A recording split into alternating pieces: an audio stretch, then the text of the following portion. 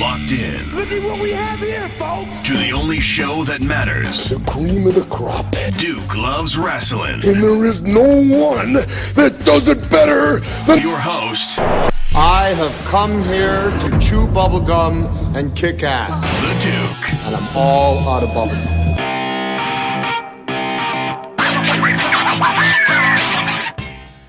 Folks, as you know, the Duke is on a mission. I am on a mission to elevate the conversation surrounding the business and economics of the pro wrestling industry. Because I got to tell you, I'm pretty frustrated with where it's gone.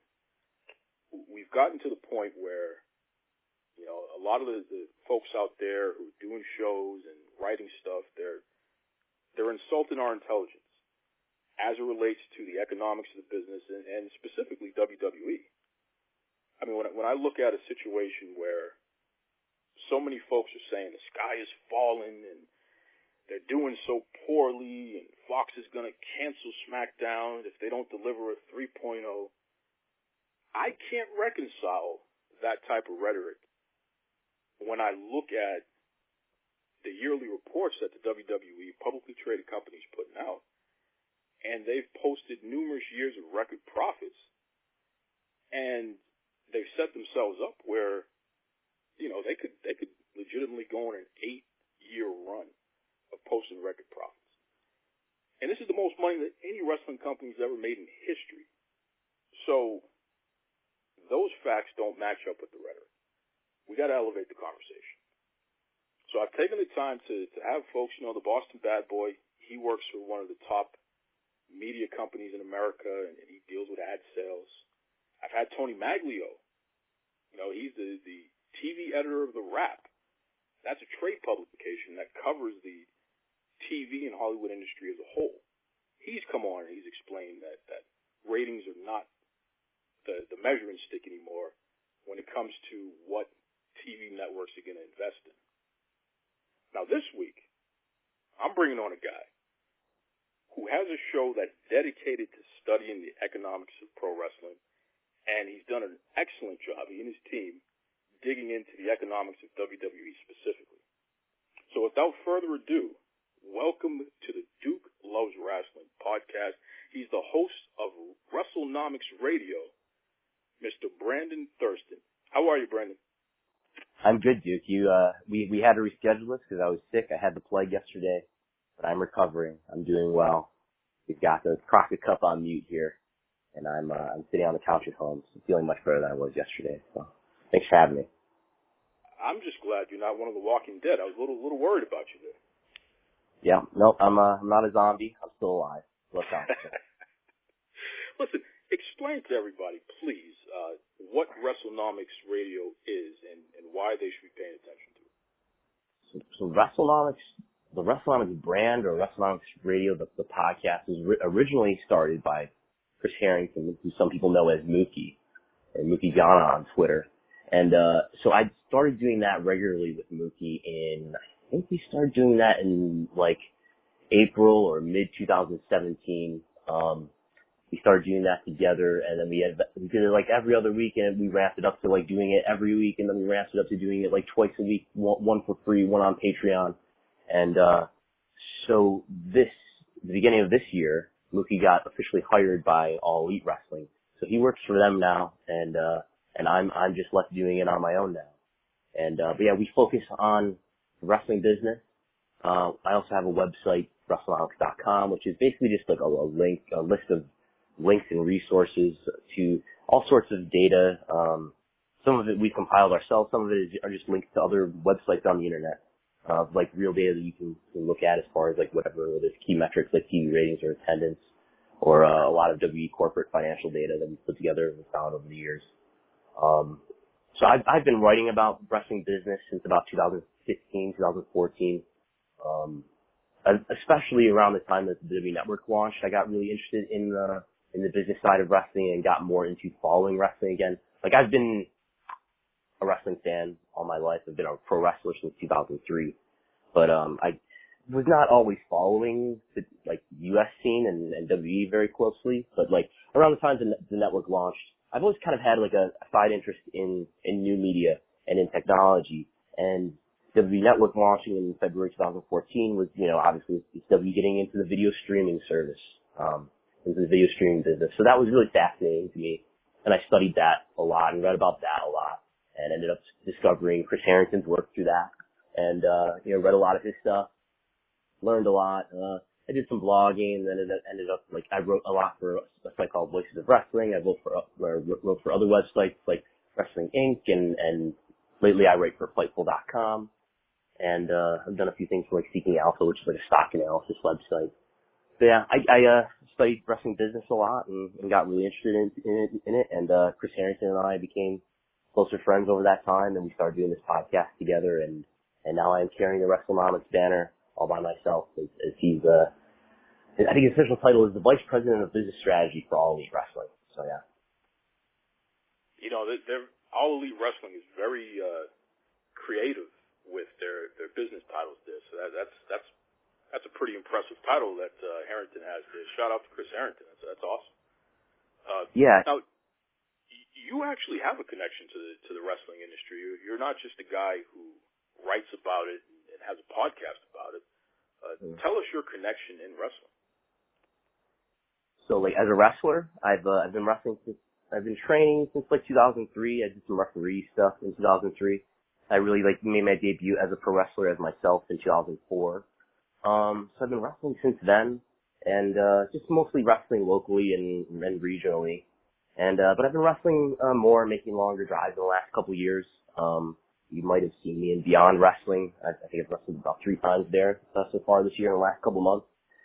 I'm a pro wrestling trainer for a wrestling school called Grapplers Anonymous, which is in Lackawanna, New York, just south of Buffalo, New York, which is where I live.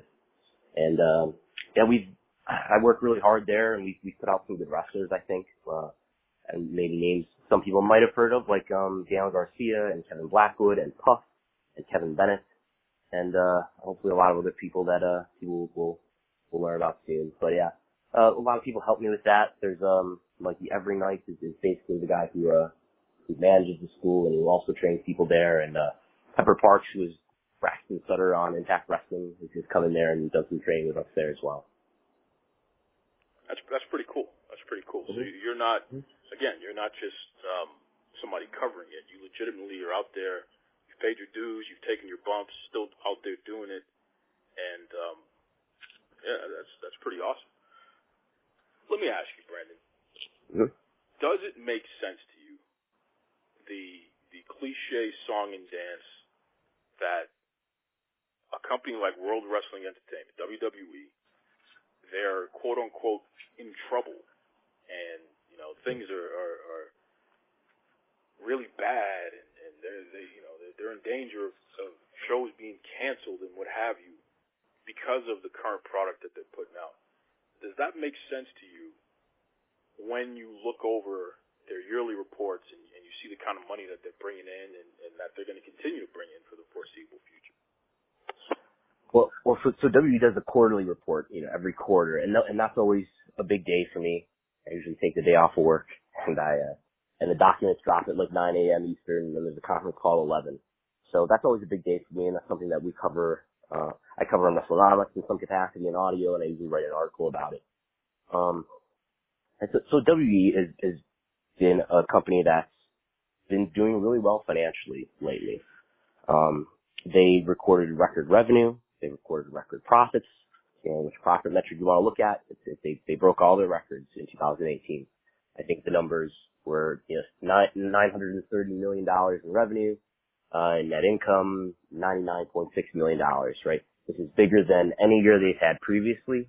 Even if you adjust it for inflation, that's more profit than they had back in the Attitude Era. Right, so the company's doing really well financially. The TV deals that they signed, I just reposted the article to the Wrestlenomics Twitter account today. So it's about 1 year ago this month that the news was broken by the Hollywood Reporter that SmackDown was, they were selling SmackDown. SmackDown's being taken off the USA Network, and it's going to be put on Fox. so that there's, starting in October 2019, WWE is going to be getting these even bigger TV rights deals. So right now, their biggest source of revenue already is TV rights fees related to Raw and SmackDown. But that's going to become even bigger because this current set of deals are expiring, at least in the U.S. The current set of deals are expiring for Raw and SmackDown in October. And they have new deals already signed and in place, so that Raw is going to be renewed on the USA Network, and SmackDown obviously is going to move from the USA Network to Fox. And I think the average annual value for Raw is something like $225 million per year over 5 years. Average annual value of the SmackDown deal is $205 million over 5 years. Okay, so that's just their U.S. TV deals. And yeah, that's just revenue, but that's just U.S. TV deals. They also have a big deal. The news just came out today that WWE is moving in the UK from Sky Sports to BT. And they have another big deal, which we should hear news about soon as far as a renewal in India. That's their number 3 or maybe even number 2 market by the time that deal goes up. But so these TV rights deals are not dependent on WWE's performance as far as TV viewership. So WWE, kind of no matter what they do as far as viewership, that doesn't affect the amount of money that these TV networks are paying WWE. We live in a world now where there's a huge premium on live TV stuff, These TV networks, they want programming that's live and that people don't want to watch later on their DVR. They need programming that people are going to sit there and watch and have on while the commercials play. So over this time where, I think a way to describe it is, we live in this media world now where there's ever more things to do with our time. Everyone is in a fight for eyeballs. Everyone is in a fight for our time. There's other video streaming services like Netflix that want our time. There's probably more and more gaming. There's more and more stuff to do on your phone. There's mobile gaming. There's all sorts of competition out there for our time. So to keep the TV bundle together, to keep the TV bundle together of like TV channels that can be sold by cable and satellite, these networks have put an increased amount of value on live programming. So that's why you hear about these huge deals that the NFL, for example, has now.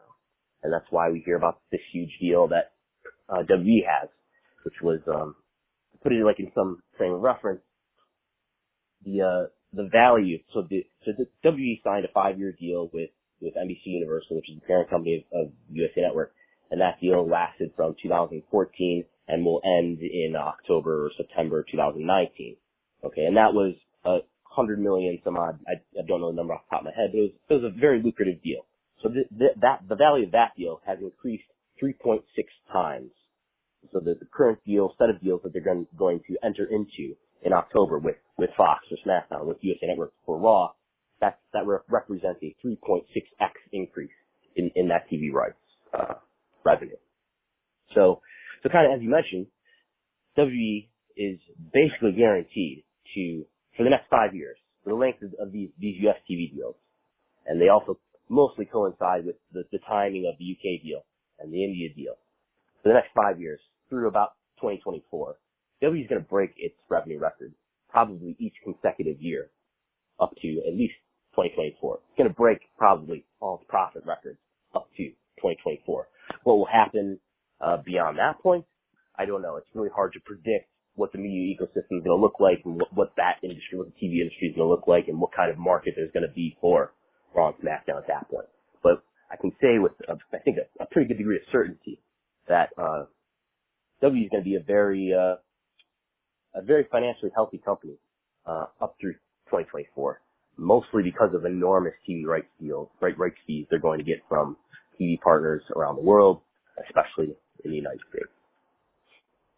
Why do people have, in your opinion, why do people, wrestling fans, why do they have such a difficult time reconciling the fact that something that they're seeing on TV, so the product that WWE is putting out, just because they personally don't like what the WWE is offering today, that doesn't mean that it isn't successful. In fact, it's very successful. Like you just outlined just now. Why is that such a hard concept for wrestling fans and the people who cover wrestling to grasp? Well, I think we kind of like mentioned it before we started recording here. I think there's like a feeling of, people watch WWE, they don't feel satisfied with it, and like most of the time that I watch it, to the extent that I do still watch it, I mean it's a program that I often feel frustrated by when I watch it. It doesn't feel like it's run by somebody who has a great deal of passion for pro wrestling in the way that I have passion for pro wrestling, and the way I think that most wrestling fans have passion for pro wrestling. And for all sorts of reasons that I don't know if you want to get into, but people feel frustrated by it. And I think like what happens then is like people want to, they don't like the show, and then they feel like they want to see some sort of justice for this in the economics. So there must be some sort of punishment for Vince McMahon putting on this kind of product that he puts on. Like there must be some sort of economic punishment that makes him feel like he has to make a change. And one of the metrics that people talk about, and we were kind of getting at just a moment ago, is TV viewership. And TV viewership for Raw and SmackDown in the United States has declined quite a bit. And it's, depending on, which segment of time you look at, it has declined beyond the rate of TV overall. For example, we have WWE publishes its own key performance indicator document, and it's on page 1. It's got Raw ratings, SmackDown ratings, overall USA Network ratings, and overall top 25 cable. And you can look at that stuff over time and like put it into spreadsheets, which is something somebody like me does. And you can see that Raw has declined faster than the rate of the top 25 cable channels overall. So yeah, I think what's been happening in the last year or so, I think it has been more concerning. But just to go back to like the original point we were talking about, though, I think what happens is, people don't like the product, and they feel that there has to be like some sort of economic justice for it. But at the same time, like WWE doesn't have, WWE is doing better and better financially. They're going to be doing better and better financially probably for the next 5 years. So it's a really weird and like counterintuitive conundrum that they're in that Vince McMahon's not going to get probably any economic signals anytime soon that tell him, hey, look, what you're doing is wrong. If anything, it's quite the opposite, right? Because he can sit there and say, hey, look, there's some critics out there probably who say things that I don't pay attention to, but look at these new TV deals that I got. USA Network and Fox gave me a 3.6x increase in TV rights. So who are these people to say that I'm doing something wrong? I must be doing something right because they're giving me, over a triple rate on my TV rights. So I think there's that lack of incentive to change for WWE because they are doing and will continue to do better and better financially. But you do see things that I think, especially with this last quarter and with Q3 of 2018, I think you do see some cracks though, like in let's say live event segments. So WWE's business is broken down into 3 major segments when they report it. There's the media division of their business, live events, and consumer products. So media includes everything like TV rights and the W Network and a lot of other things. And then there's live events, which is basically ticket sales and travel packages. And then there's consumer products, which is everything from merchandise sales to like the licensing of action figures and of video games and things like that. So, but in Q3 2018 and in Q1 2019, their live events division basically failed to make a profit. And that's a relatively new phenomenon as far as like, you go back to like the beginning of Vince McMahon being a powerful person in wrestling. The wrestling business was all about, getting on TV for basically no expectation of making any money back on it, only so that you could sell tickets to the live event, which is where you made your money. And now we're at the point where in some quarters, this live events division doesn't even make a profit, but you get all your money from the TV show.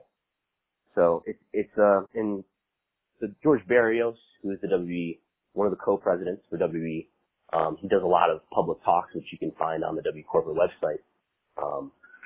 He said, something to the effect of like, this business has been, sort of turned on its head. It's been a reversal as far as, the way that you make money here. It's not just about getting on TV to sell tickets.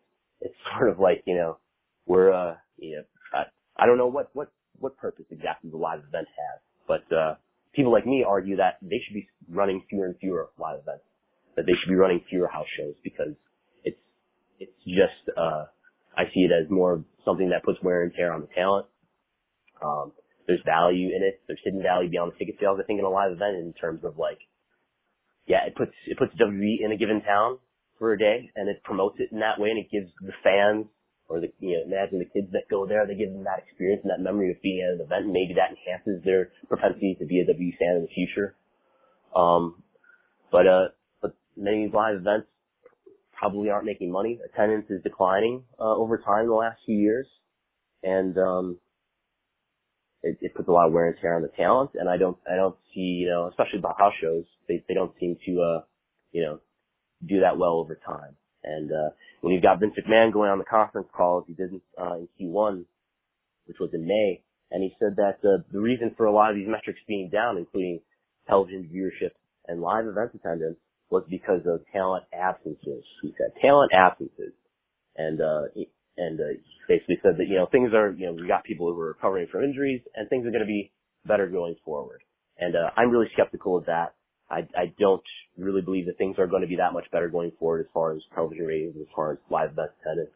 I think this company, WWE, has while they are insulated and protected by enormous TV rights fees, they have failed to create meaningful stars over the last several years. And I think stars are the thing historically and still today that drive the business. I think WWE over the last several years has become an increasingly uncool brand. That's not a technical finance term, uncool. But I think WWE has become, in a meaningful way, a more uncool brand. And I think AEW, while its name ID is way lower, and they're not even on a major cable channel yet. They will be in October. They'll be on TNT, and maybe they'll gain some great notoriety then. But I think AEW does represent something that is more like what is cool in pop culture. What is a cool wrestling brand like? It's more like that. And WWE is a company and a brand that I think has inspired a lot of distrust with its customers, its fans, and has inspired a lot of distrust now we're seeing increasingly with its talent, where it's, talent is becoming, a lot of people listening have probably listened to the Dean Ambrose interviews, either with Chris Jericho or with Wade Keller, that were released over the last month or so, where he describes, all the problems he saw with WWE's created. And you see a lot of, since AEW started to, become a more powerful thing in wrestling, you see just a lot of just on social media, talent becoming more willing to express their unhappiness with their situation. So yeah, I think that's a really hard thing for a lot of financial analysts to digest or to even be aware of, that there is this sort of distrust with the fans, and increasingly so with the talent. And I think that is a problem that I think if I were an investor in WWE, which I have never owned WWE stock, full disclosure, but if I were an analyst in WWE stock or an investor in WWE stock, I would be concerned about that. That there's this increasing, dissatisfaction that there doesn't seem to be. So in my view, there isn't any way this is going to get corrected as long as Vince McMahon is at the helm. Vince McMahon, in John Moxley's words, is going to die in the chair. This is his life. This is his passion, is to run this company and to be the head of creative. And I don't see any plausible scenario in which a healthy Vince McMahon steps out of that position. So I don't see any reason to expect that there will be any systemic change, which is the only thing that's going to get WWE on a healthier financial course. And again, when I say healthier financial course, they're already very profitable, but they could be making more money. They could be a cooler brand. They could be selling more tickets at a live event. They could be having more WWE Network subscribers. They could be doing a lot better in television viewership. Yeah, but the story is very complicated, and I hope that's a decent description of it. We're talking to Brendan Thurston of Wrestlenomics Radio. You said a mouthful there. You definitely said a mouthful there. Let me clear my throat while I jump into this, because while I cough, yeah. Clearly, I don't agree with everything you just said, which is not a surprise. I've been accused of being a disagreeable kind of guy. I have a hard time, once again, reconciling that level of, and you were expressing your opinion, and it's an educated opinion based on how you studied and what you studied as it relates to WWE as a business. So, you're not wrong, but you're certainly not right, in my opinion, either. You warned me that you'd be disagreeing with me. Yeah, I definitely gave you the disclaimer. I'm ready. If WWE is making record profits, more money than anyone ever in wrestling has made, any company, as an investor, there is no way on God's green earth that I'm ever going to tell them to do anything other than whatever the hell they've been doing. And I'm going to take that a step further. I think there is a section of the wrestling community, especially wrestlers and promoters and mostly the old timers, who don't understand that what it means to draw in pro wrestling in 2019 is not what it meant in 1980 or 1990 or even in 2013. What it means to draw in pro wrestling legitimately are these TV and internet deals, these streaming deals and what have you. So the focus is to grab those monies. You could paper all of your TV product, and if you have a strong enough set of TV deals like WWE has, it doesn't matter. So the concept of a ticket sales being down and that being an issue, I just don't, that doesn't jive with me. I don't think that's an issue at all. When you look at all live sports, for the most part, ticket sales are down because it's a hell of a lot easier and cheaper to drink your own beer and eat your own snacks at home. And you don't have to worry about parking. You don't have to worry about, getting home afterwards and what have you. It's just it's a more comfortable experience at home. And when you're delivering a product that's, entertaining enough to watch, and clearly it is, because the advertisers are spending the money on it, which is why the networks are offering up billion-dollar contracts. So clearly this is entertaining enough that somebody's interacting with it, and enough somebodies for them to take that kind of gamble. The live event ticket sales really don't matter. Now, that doesn't mean that you don't try to grab those dollars, because every dollar is a good dollar in that regard. But there's no sky falling just because ticket sales are down when you're signing billion-dollar TV deals. It's the complete opposite. The WWE Network subscriptions are up. It's higher than what they expected. Well, the network subscriptions for WrestleMania this past year were down. I've got the KPIs open. They were down 6% for WrestleMania 2019 versus WrestleMania 2018, which I thought was. I've always thought of the W Network subscriber metric, the number, as like, okay, it has been growing since the launch, of course, right? It's a new business. It's this new technology. So you can't really think of it as a popularity metric. It's going up and up, or at least, year over year, it goes up. But this WrestleMania, it finally didn't. It went down by 6%. And, so now I think from this moment or going forward, the W Network subscriber number becomes something that I think is more suggestive, right? It's indicative of popularity. And I think it tells you that WrestleMania this year, was somehow not as interesting or, not as attractive as at least the WrestleMania of last year, which is a year in which all that technology was younger and maybe there was less of a propensity for people to accept having to set up the streaming device or go through the friction of, setting up a user account. So I think there's that when it comes to the W Network subscriber number. And that is another, I don't want to sound too dramatic because like you keep saying, this company is going to be profitable and it's going to be more and more profitable, at least over the next 5 years.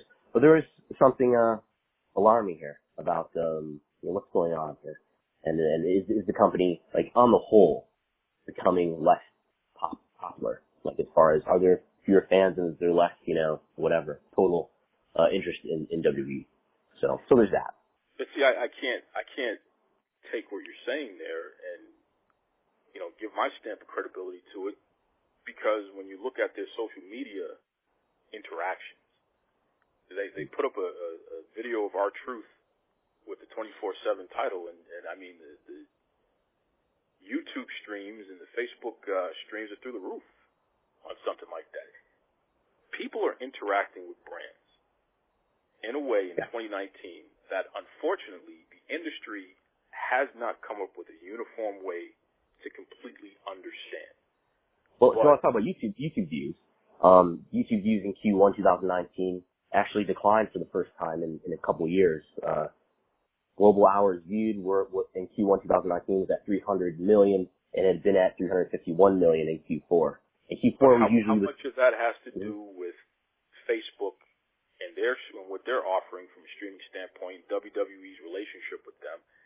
There's got to be a direct correlation between how many people are actually watching directly on Facebook and how much of that is being pulled from YouTube.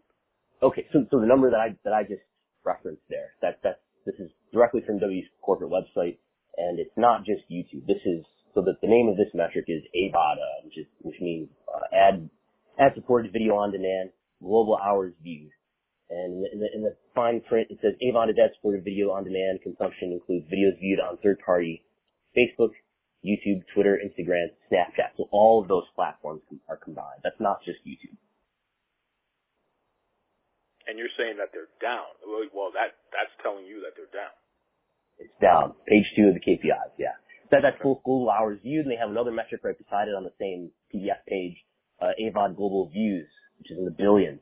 7.7 billion in Q1 2019, down from 8.5 billion in Q4 2018. And again, usually, W is kind of a seasonal business. You usually see the best quarter for W business is Q1, that period of January through March where you've got Royal Rumble and the run up to WrestleMania.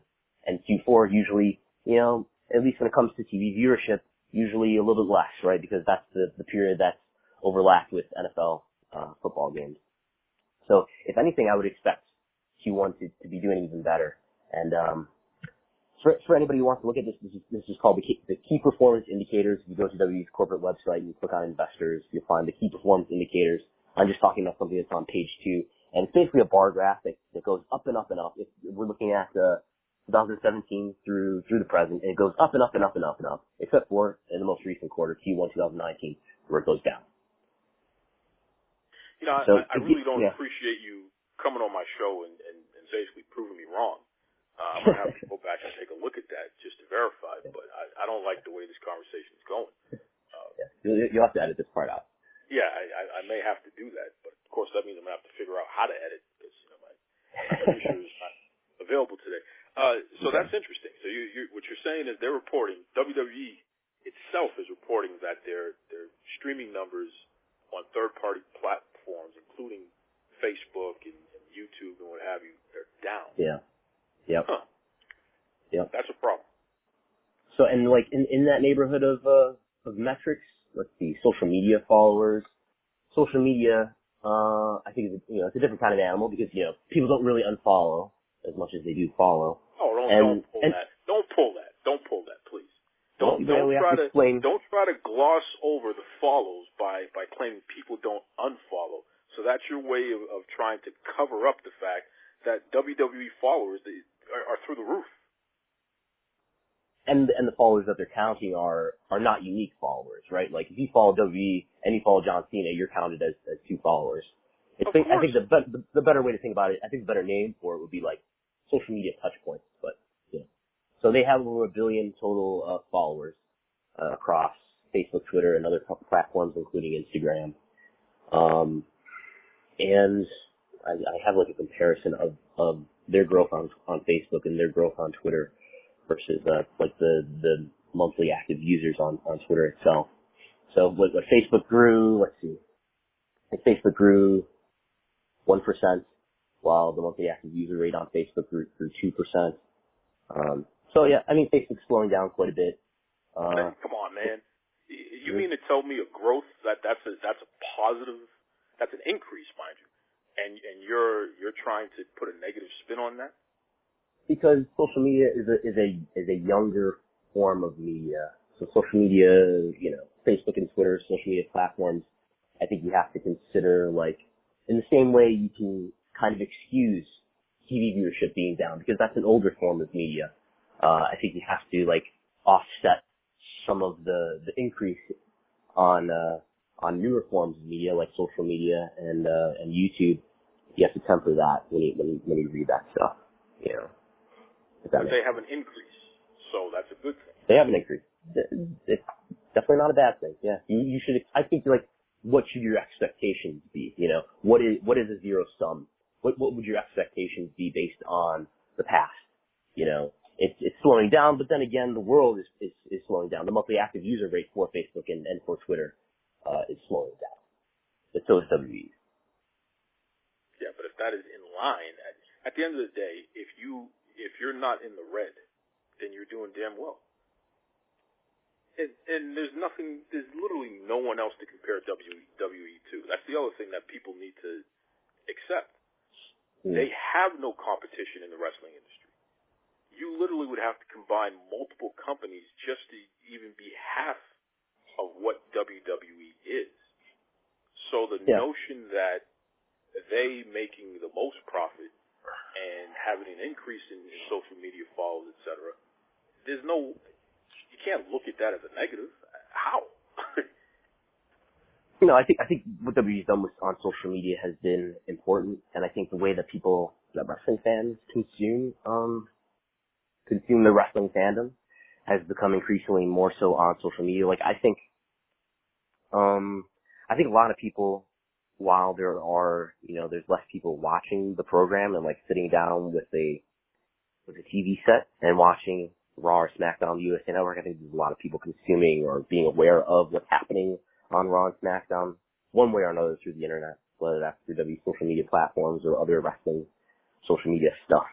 So I think that's happening, and I think that's something that you could make the argument that that's they're cannibalizing their own business, and they should be doing less stuff on social media, and they shouldn't be putting those Raw and SmackDown clips on YouTube because that could cannibalize their viewership.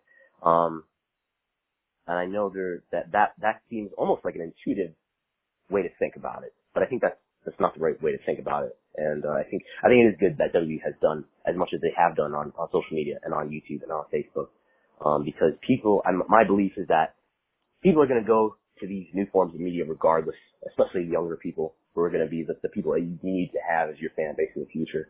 So they're going to go to these newer forms of media regardless. And if you're not on the devices that they use, if you're not in the platforms that they visit, you're going to miss out on their time. You're going to miss out on the opportunity to build this fandom.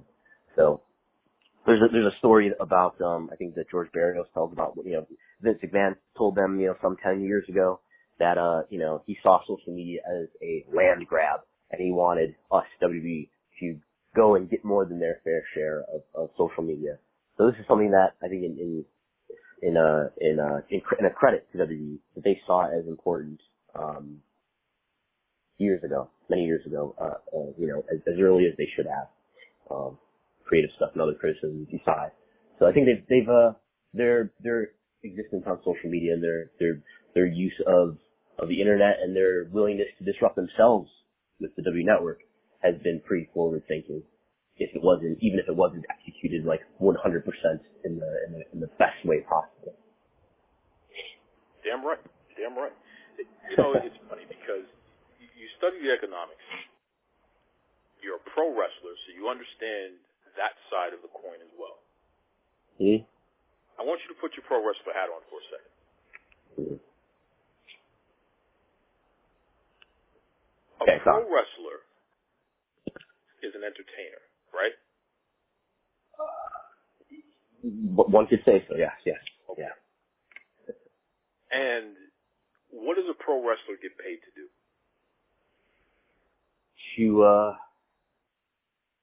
Usually to have matches, cut promos, to in some way help promote future events.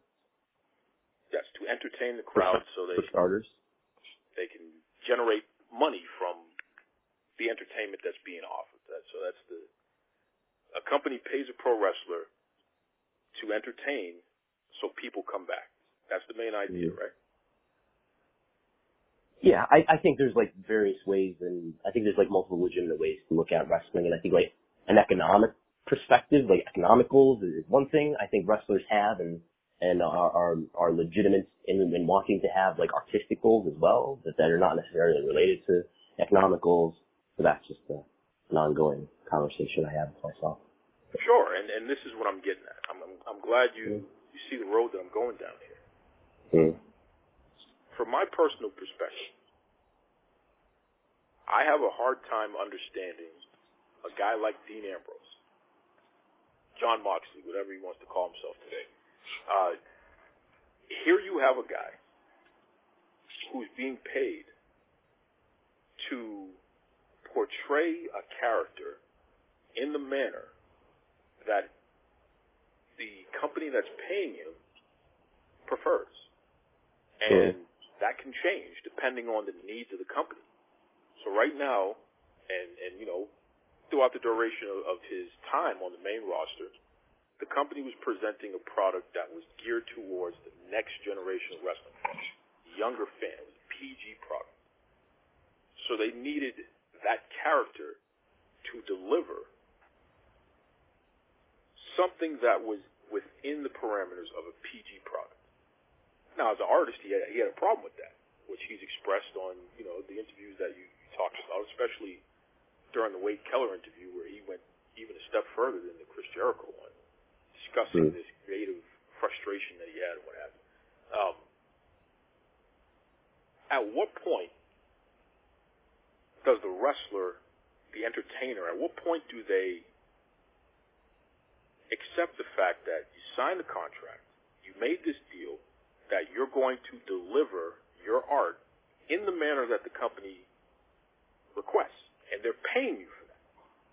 And if they're paying you on time to deliver the art a certain way, as long as it's not sexist and you know, homophobic or racist or something crazy, as long as it's not hitting it on those levels there. At what point does the entertainer cut the crap and accept the fact that this is what you signed up for? You signed up to, you're getting paid to do it the way they tell you to do it. Cut the crap and accept that. At what point do we get there? Do we get to where? Where they, I mean, like, WWE wrestlers are under contract and WWE exudes a certain amount of control over what they're supposed to do. They book them for whatever dates. They as we know, they have scripts and you're supposed to do X, Y, and Z and say very specific lines, and you're supposed to have matches that may be very heavily controlled, and then there's going to be a very specific winner and loser. It sounds like we're starting to describe the employee independent contractor issue, but that's a different issue. But I don't know. Wrestlers are contracted and they're told to do certain things, and as long as they're not morally reprehensible, I guess, yeah, sure, wrestlers should do within you know, with certain exceptions, do what they are told by their you know, other promoters to do. But then again, when my contract is up, if I don't want to work for the promoter anymore, I may choose not to. Whether that's because I feel creatively dissatisfied or I just want to work with those people over there instead of these people over here. Does that answer the question? Well, and I'm glad you said it the way that you said it, because at the end of the day, I think that for some reason today's wrestler, and especially, and I'm talking about people who either were in the WWE or currently with some of the things that they post and say, they forget that for the most part, you're not being paid for your creative ideas. That's somebody else's job. It's somebody else's job to come up with the storylines, and they're paying people damn good money to come up with the direction that they want their product to go in. And you know something? If you look at the bottom line of the amount of money that they're making, clearly they're doing something right. So, wrestler A, it really isn't your job to dictate to the company what your character is going to do. And, you know, they can entertain your idea, and if they don't accept your idea, that's the way it is. Pull the red wagon to the ring, say the stupid line, and go home and collect your check. Yeah. I guess I would say that I don't accept that the universe we live in is the best possible universe.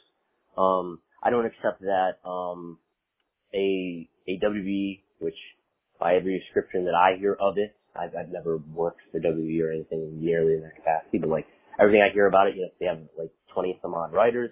I don't accept that the system that exists is the best possible system. And I don't accept that like there needs to be 20 some odd writers. I don't know if I even accept that there needs to be like more than one or two or a very small team of bookers. I think that it may be in WWE's economic interest as well as in whatever creative or artistic interest there is for the audience and for the performers themselves. I think it may even be beyond that in WWE's and in a wrestling company's economic interest to allow talented performers to have a certain amount of input on what they do.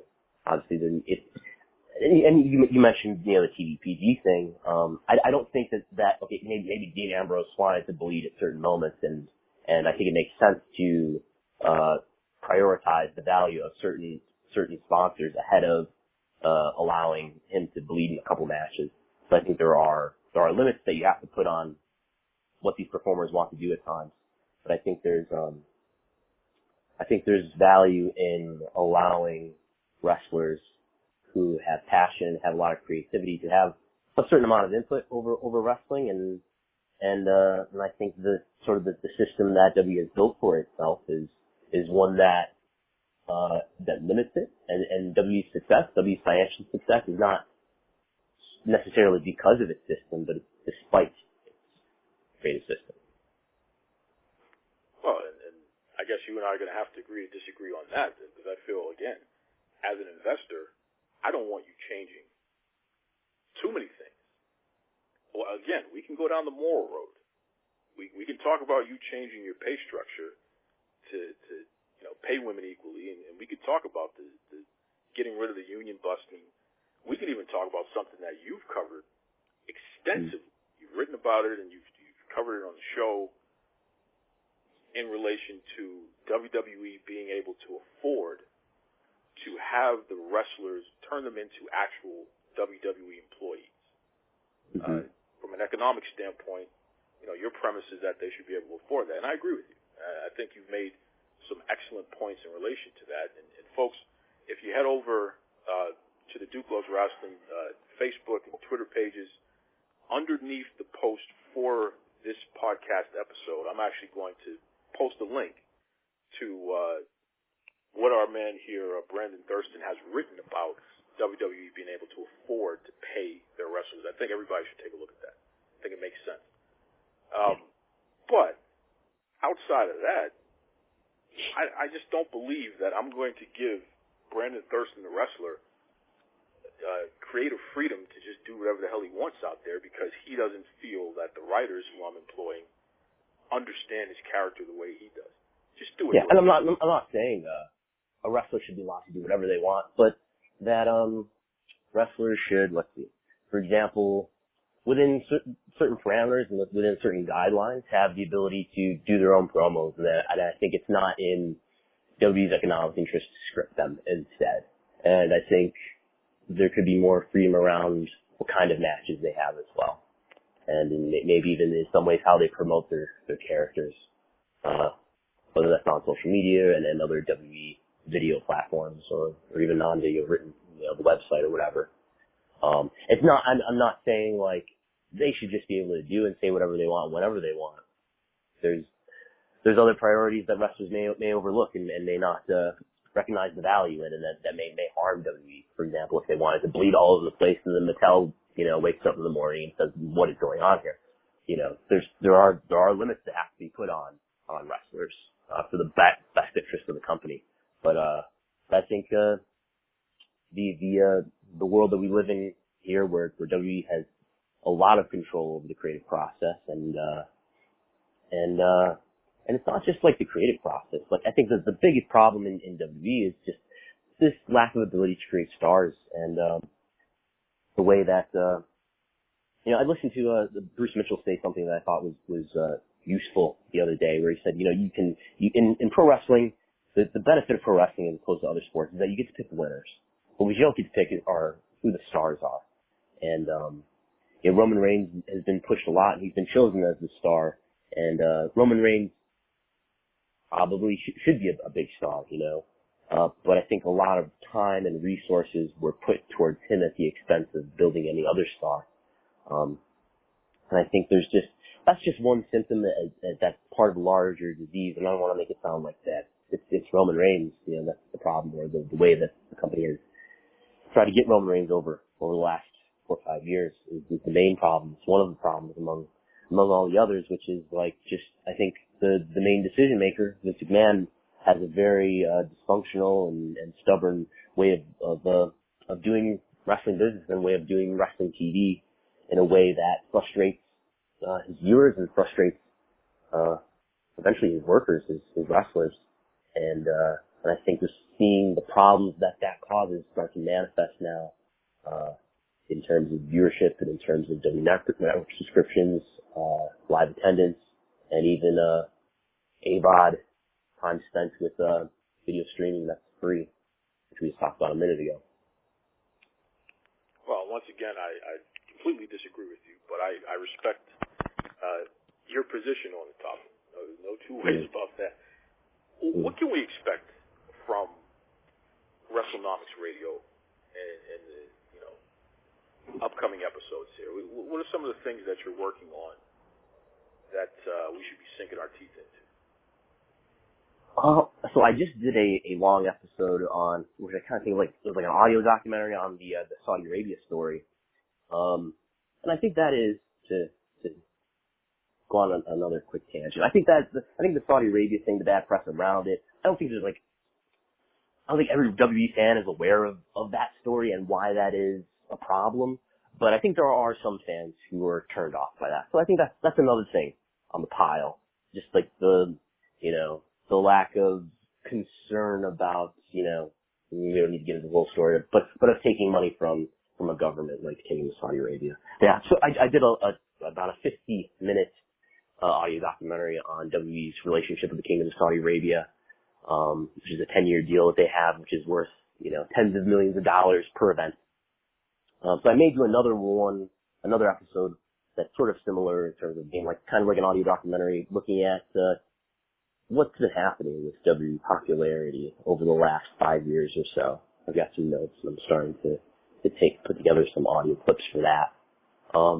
But definitely every quarter I do a WWE earnings report podcast. Most recently we did one with Chris Harrington, and we talked about all the things that we learned when we read the WWE quarterly reports, and we listen to Vince McMahon and George Barros and Michelle Wilson talk about WWE business every quarter. So yeah, I'm kind of we used to do it weekly, but I kind of just have been doing it whenever I feel like I have a story to tell. I did one that you mentioned about the independent contractor employee issue. And, whenever there's a story that I think is, it's worth taking, half an hour, 50 minutes to listen to, we put it out there at Wrestlenomics Radio, which you can find, just about any podcast wrestling. Well, I'll say this. I definitely listened to your Saudi Arabia episode of Wrestlenomics Radio, and it was just brilliant. I mean, it was laid out in an excellent manner. You had different sound clips. This is a thing that I don't agree with everything that you say. Let me just put that out there. Brandon Thurston. You and I don't completely agree,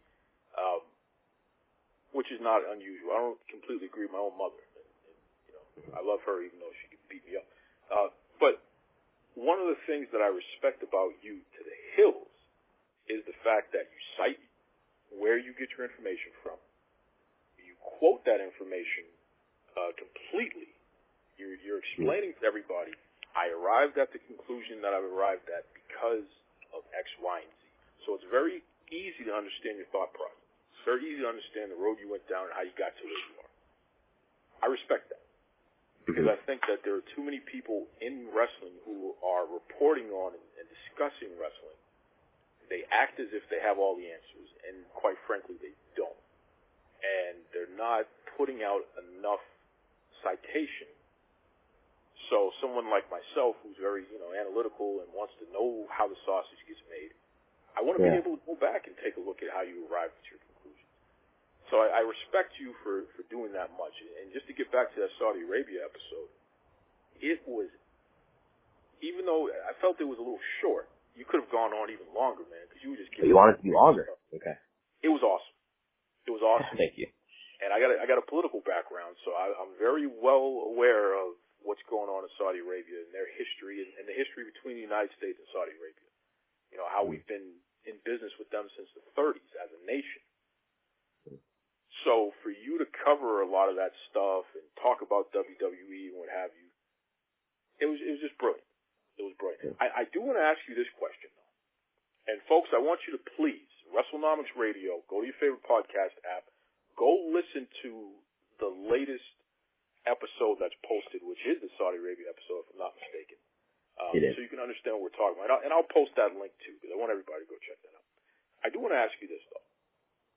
How do you reconcile your opinion on the matter? Which, you know, correct me if I'm wrong, you don't believe WWE should be going after Saudi money right now. Is that correct?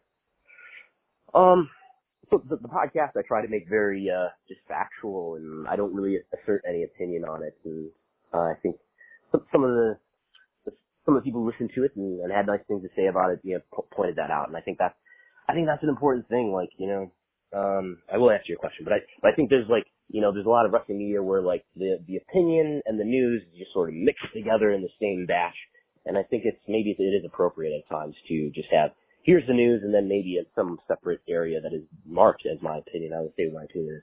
So what is my opinion on WWE's Saudi Arabia deal?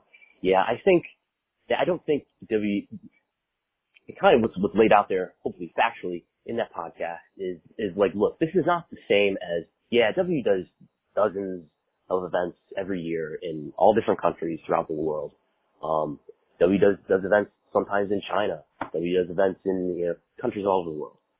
But this one is quite a bit different because of the amount of money involved and because the deal is not with like a venue in a country. The deal is with the government itself, and they're paying them tens of millions of dollars. To put it in context, it looks like to me, by my own estimate, the value of the Greatest Royal Rumble, which was a year ago, looks to be in the neighborhood of $50 million. $50 million.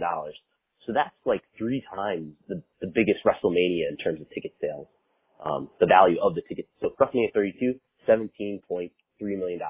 That's the all-time live event gate record for pro wrestling. You multiply that by 3, that's still short of the Greatest Royal Rumble's, the fee that they got from the government for the Greatest Royal Rumble. So that's a ton of money. You gotta think about, like, why are they giving WWE that much money? It's so that people will watch the Greatest Royal Rumble or Crown Jewel or Super Showdown, and they'll see, you know, this event from Saudi Arabia, and hey, look, Saudi Arabia doesn't seem that bad. There's people there who seem like decent people, and they're just watching a wrestling event just like I watch a wrestling event.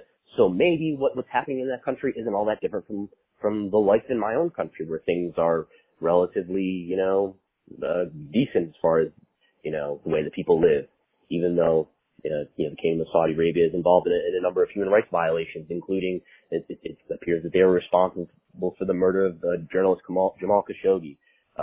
You can be penalized by death for being a gay person in Saudi Arabia. Women have to have permission from a guardian to do things like open a bank account. They just only recently got the right to drive, and meanwhile the activists who protested so that women could have the right to drive are being jailed, just for starters. And they're involved in this conflict in Yemen, where Iran is backing one side and Saudi Arabia is backing another side, and there's stories about, you know, a Saudi-led coalition making airstrikes on school buses and on funeral processions and on weddings, killing civilians. So, in short, I think it all is about, you know, this thing called Vision 2030. It's a program that the Saudi government has put together to try to enhance its image around the world. And, Saudi Arabia should probably be, you know, one of these countries that we think of as being one of the worst countries in the world to its people. And, I don't think there's any amount of money that justifies aiding them in that goal. So, yeah, I guess that's my opinion on it. Here's my issue with that, and I don't disagree with a word you just said. Yeah. I don't disagree with any of it. Where I'm at a fork in the road with all of the rhetoric around this topic. The United States, once again, the United States has been in business with Saudi Arabia since the 1930s. And the people responsible for the business that we have with Saudi Arabia are people who work for us. They are our elected officials. We have a say in whether or not that person has that job where they can negotiate deals and sell arms and God knows what, do business with Saudi Arabia. Well, that's not interrupted. That continues. This very second that's happening. So my point is... And that's not right either, I would argue. Okay, well, here's my point. Yeah. We have control over what's happening with our nation through our elected officials. If we are not putting enough pressure on our elected officials, and I'm talking about the folks up in Washington, if we're not putting enough pressure on them to discontinue business relations with Saudi Arabia, relations that we as a nation are benefiting from, by the way, if we're not putting the pressure on them to do that, then how the hell am I going to tell WWE to stop? WWE doesn't owe me anything. WWE doesn't work for me. They have a product. I can choose to patronize their product or I can choose not to. And that's the end of that agreement. The elected officials work for us. So, to everybody listening, if you've never called your congresspeople and told them that you're completely against us working for Saudi Arabia and that they're going to lose your vote in the upcoming election if they don't advocate for the discontinuance of that relationship, if you've never done that, then do me a favor. Kindly shut your face. Don't you point a finger or say a word to WWE if you've never picked up the phone or sent an email or done anything to advocate for the discontinuance of our relations with Saudi Arabia. It's contradictory. It doesn't make sense. So that's my opinion on it. Yeah, I guess like on the order of moral responsibility, the U.S. has multi-billion-dollar arms deals with the government, and that is more morally terrifying than a multi-million-dollar wrestling deal with the government. But both are wrong. Sure, and I don't disagree with you one bit. But if you're not going to put the pressure on the people who work for you, who you actually have real influence over, leave the business alone. What are you doing messing with the business for? Leave them alone. That's my opinion, and I don't think you agree with that opinion, which is okay. But I think you can be. I think two things can be wrong, and one thing can be worse than the other, and it doesn't. Another thing being worse, one thing being worse than another thing doesn't lessen the badness of the thing that is less bad. You know what I mean? Sure. Agreed. And I think at the end of the day, it comes down to respect. And Brendan Thurston, I have the utmost respect for you. Again, I really enjoy what you're doing. I think you're doing a service to the wrestling community as a whole, both for the fact that you're a pro wrestling trainer. So you're not just out there wrestling, which you're entertaining the fans, what have you, but you actually are training the next generation, teaching people how to be safe and do it the right way. So that's a major service, and I always tip my hat to the trainers.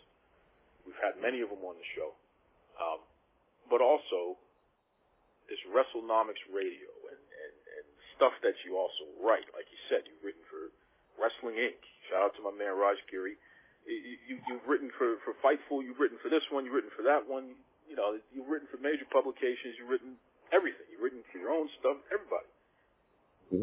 You're really a solid dude to the community, and I want the whole wrestling world to know your name and know who you are and continue to check in on what you're doing, because if we had more people approaching these topics the way that you approach it, I think that we would have a more intelligent and therefore more powerful wrestling community. And what I mean by that is we could actually use our influence to say to WWE, you know what, we're just not gonna deal with you anymore because you keep union busting. Make these folk employees, accept the fact that they're going to be a union, pay the women equal pay to the men, and let's get on with it from there.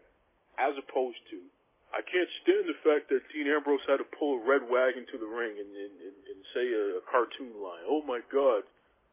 You know, it just, there's a lack of intelligence with that type of stuff when there are actually real issues going on. Yeah. I think like some of our responsibilities around wrestling, and we were talking earlier about like why I study like the economics of wrestling, and I guess I want to make wrestling better, and the way to understand how to do that is to understand what motivates the business, and that is economics, that is money, often, and but there are social and moral responsibilities I think we have above the economics. Damn right. Listen, if folks listening, if they want to not only see your work, but also just get in touch with you, go ahead. Plug your Twitter, plug all your social media, plug your podcast. I'm going to give you the floor here. Sure, you can follow me on Twitter at Brandon Thurston, Brandon. I'm on Instagram. There's more like pro wrestler stuff on my Instagram, farmer_Thurston. Wrestlenomics.com is a website that I mentioned earlier that's meant to be sort of like almost like a library or like a resource area for all sorts of metrics. Some of the things that we referenced here, talking about the YouTube views and AVOD hours viewed and live attendance and viewership. There's all sorts of links there to spreadsheets that I've put together or that Chris Harrington and I have worked together to put together. So like you mentioned, like in a lot of my writing, I try to make things accessible and try to explain where everything comes from. I'm not somebody who has like all these like inside secret sources. Most of the things that I learn and that I write about or talk about are just things that are available in one form or another publicly, and that anybody should be able to find. And if you go to Wrestlenomics.com, you'll find a lot of those resources there. Wrestlenomics Radio can be listened to for free on just about any podcast platform. And you can follow Wrestlenomics itself on Twitter at Wrestlenomics. And I'm a pro wrestler. I'm going to be wrestling next June 29th in North Carolina, New York for Empire State Wrestling. You can go to ESWWrestling.com and check that out. There's tickets available there for a big match between Daniel Garcia and myself for the ESW Heavyweight title. Student versus teacher. So that should be fun. And let me just say, Daniel Garcia, let's be honest here, you're going to be taught a major lesson. You know what's going to happen. So, yeah. Put that out there. He's been running his mouth a while. I have noticed that, and that's unfortunate. You aware of him? Are you aware of him? I'm a wrestling fan, brother. I'm aware. Cool. Okay. Cool. Yeah, he's four guys who we trained: Daniel Garcia, Kevin Black, and Kevin Bennett. And Puff were in a major auto accident in January, and Garcia and Blackwood were hurt pretty badly as far as like they had like both their legs broken and were banged up in a lot of other ways.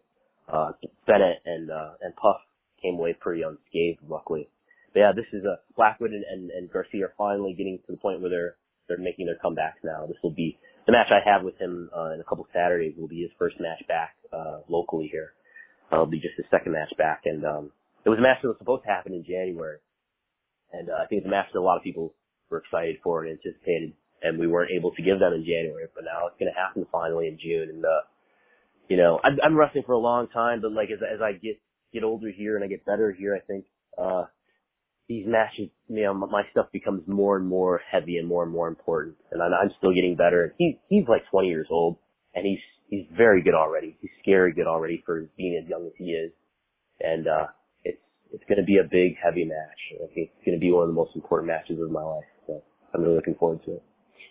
Well, he's a young punk, and I know that you're going to teach him a good lesson. But I will say that, and I don't know if you realize this or not, but you helped make a name for these guys just because of how passionate you were about the car accident and some of the stuff that you put out there about helping these guys out with the medical bills and what have you. That was mentioned all over the place. Jim Cornette, Jim Ross. It was reported on by different wrestling publications, what have you. And you were sourced as a person the stuff that you put out there was what everybody was talking about in relation to what happened. So it's amazing how many people retweeted it or whatever it was. There was a big GoFundMe that raised, I forget what number they topped out at, but like tens of thousands of dollars towards covering their medical bills. That was behind that, you know. Yeah, that was put together by Andy Williams, who's also a wrestler from the Buffalo area. He's also in this band a lot of people know called Every Time I Die. I think his girlfriend actually set that up. But yeah, it's a lot of support, and a lot of really, really nice people coming together. And a lot of people just from all over the wrestling world, you know, shared that or even donated money. It's really nice. Well, and here's my point in saying that. So when you are a little surprised, and you say, you know about Daniel Garcia? Well, yeah. you made sure of that. Yeah. I'm in this forest here. It's hard for me to tell like who knows about this stuff outside my area, you know. Well, and I guess we can end it on this because I don't want to take up too much of your time. I mean, even though you beat me up enough here, this is an example of how strong a modern wrestling company and wrestling personalities, how strong their reach is. Because if you can put out a tweet about some guys that you trained and the unfortunate accident they had, and, you know, other people within the circle putting out the tweets and getting the message out there, and it reached literally everybody. I mean, it was legitimately mentioned in all the wrestling publications. Some of the top personalities in the history of the business were talking about it and retweeting and all that good stuff. If your message can get that far, how the hell can we not understand how WWE is where it is right now? Well, I think a lot of people were sharing that besides, you know. It's not just because it's me. There's a lot of people with big followings who shared that thing out, you know, including Trevor Parks and stuff like that. But yeah, I think people should know a lot more about the wrestling industry and should study it a lot closer, and the industry would be better off, you know. Like one of the things I've done in the school is to try to help people understand, help the students and wrestlers there understand, like, it's more and more the case that the path to WWE or the path to whatever promotion it is that you want to make it in, or just the path to becoming a full-time wrestler, is through the indies and is through this economic ladder, I call it, of pro wrestling, where it starts out sort of at the local level, then the regional level, and these super indies. So I think even that stuff, even studying the business and doing this Wrestlenomics stuff, has helped informed me on like how to advise people or how to like guide people. I think like it's one thing to train people how to wrestle and how to take bumps and how to have a match, and I think it's another thing in addition to that to help people develop as wrestlers and all the things that means.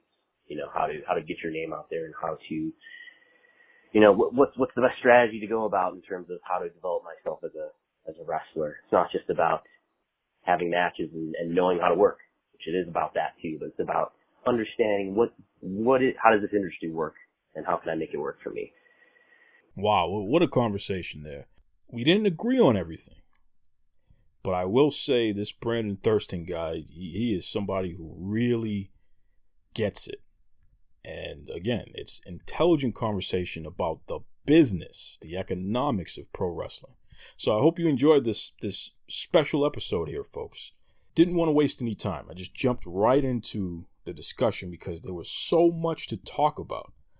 The discussion was so detailed. Just, good stuff. Good stuff.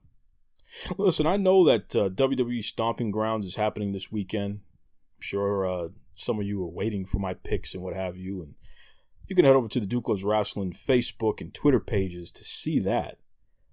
You know, the only real prediction I'll give you is that the best in the world, Shane McMahon, is going to beat the heck out of that punk Roman Reigns. That's the only prediction that's worthy of being delivered here. So I'll just leave it at that. But, you know, join us next week where I'll go into a little bit more detail about some of the things going on in pro wrestling. I just wanted to give you some of the best conversation about the economics of pro wrestling. And the guy who runs the Wrestlenomics Radio podcast, Mr. Brandon Howard Thurston, he was the guy to talk to about it. So I'm going to let that linger, let that sit. It was a long conversation. Definitely worth it. And, just check in. Check in on Duke Loves Wrestling for more information about what's going on in pro wrestling. And we'll definitely be back next week with even more excellent interviews, even more excellent analysis on what's going on. We're not going to play games. Shout out to my man Peter Vesey, the Hall of Fame basketball journalist and writer. We did a special on the NBA where he talked about what really happened with Kawhi Leonard and the San Antonio Spurs. That's also up on the YouTube channel. It's up there. iTunes, you name it. I know you folks who subscribe, you probably were surprised to see that in your subscription box this past week. Hey, I'm throwing out bonuses, man. We'll talk about a little bit of everything. No big deal. Hey, if I'm inspired on Sunday, I might throw out a bonus episode about the pay-per-view. You never know. So stay tuned. But for now, this is the Duke signing off, saying, be kind to yourselves, be kind to others. Bye-bye, everybody. Mr. Tony Schiavone, and we're desperately out of time on Duke Loves Wrestling.